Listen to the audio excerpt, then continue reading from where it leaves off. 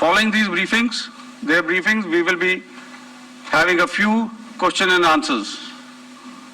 May I now request the DAG Air Operations to commence the proceedings.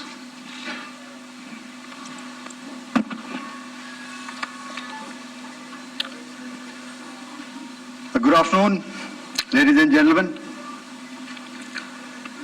Yesterday, we had a detailed brief on the successful joint operations that were carried out to destroy the terror infrastructure in Pakistan-occupied Jammu and Kashmir, as well as in Pakistan itself. We also iterated that our fight was with terrorists and their support infrastructure and not with Pakistan military.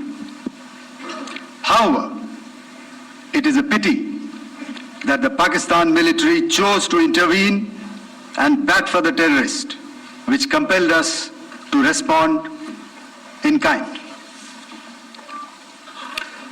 दोस्तों, हमारी लड़ाई आतंकवाद और आतंकवादियों के खिलाफ थी। इसलिए 7 मई को हमने केवल आतंकवादी ठिकानों पर ही हमला किया था। पर अफसोस इस बात का है कि पाकिस्तानी सेना ने आतंकवादियों का साथ देना उचित समझा और इस लड़ाई को अपनी लड़ाई बना ली। इस परिस्थिति में हमारी जवाबी कार्यवाही अत्यंत आवश्यक थी और इसमें उनका जो भी नुकसान हुआ वे खुद इसके लिए जिम्मेदार हैं। हमारी तरफ से हमारी एयर डिफेंस सिस्टम्स देश के लिए दीवार की तरह खड़ी थी और इसको भेदना दुश्मन के लिए नामुमकिन था। This brings me to the point, how have Indian forces managed to minimize the damage to both civilian and military infra in the country in spite of the unrelenting efforts by the Pakistani forces? Most of you and the majority populace within the country have had a lot to say about the layered and integrated air defense systems put in place by the Indian Armed Forces, which includes the assets of the Indian Army, the Indian Navy, in addition to the primary air defense assets of the Indian Air Force. As you all are well aware, this robust AD system comprises of a large variety of multi-layered AD sensors and weapon systems, from point defense weapons like the low-level air defense guns, shoulder-fired manpads, and short-range surface-to-air missiles or SAMs, to area defense weapons like the air defense fighters and longer-range surface-to-air missiles within our inventory. Additionally, the numerous waves of drones and unmanned combat aerial vehicles employed by Pakistan were also thwarted by the indigenously developed soft and hard kill counter-US systems and the well-trained Indian air defense personnel. All this was brought together as an efficient and effective AD environment by the Integrated Air Command and Control System, or the ISCCS of the Indian Air Force, which accords us the net-centric operational capability which is vital to modern days warfighting.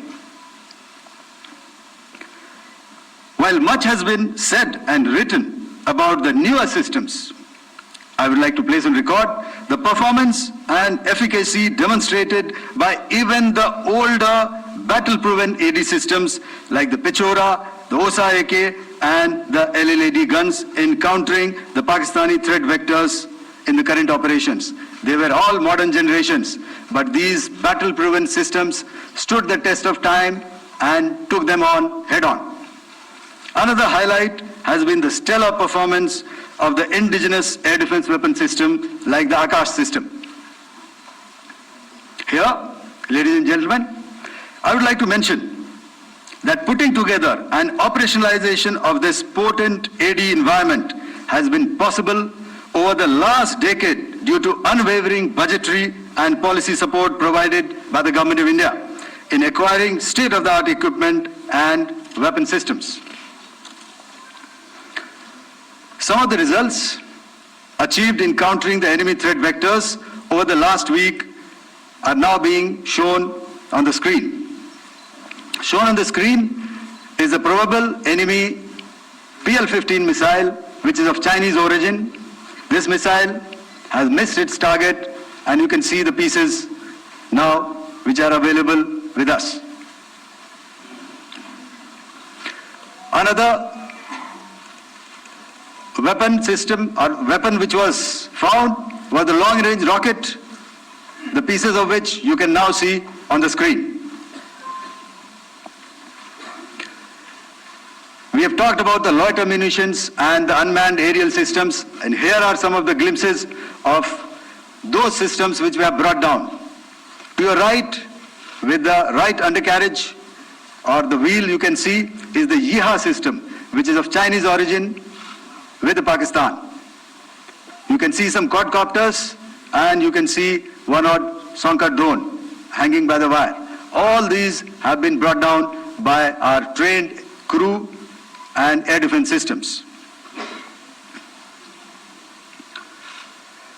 As far as our offensive actions are concerned, yesterday I had already shared some details about the targets engaged by the Indian Air Force. The composite picture of the Indian Air Force targeting so far is now shown on the screen. As you can see, we have targeted the length and breadth of the adversary.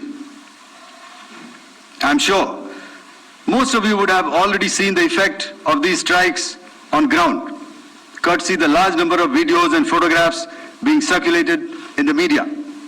A few representative examples from the open source are now being shown to you on the screen. In fact, two of them.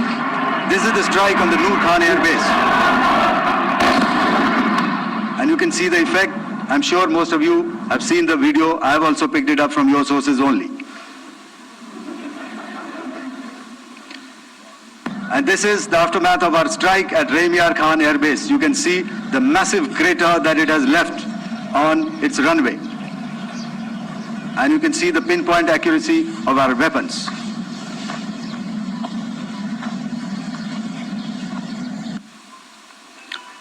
So with that, giving you an overview of how our air defense systems have thwarted the enemy drones, their fighter aircraft, their missiles, and resulted in minimal losses on our side.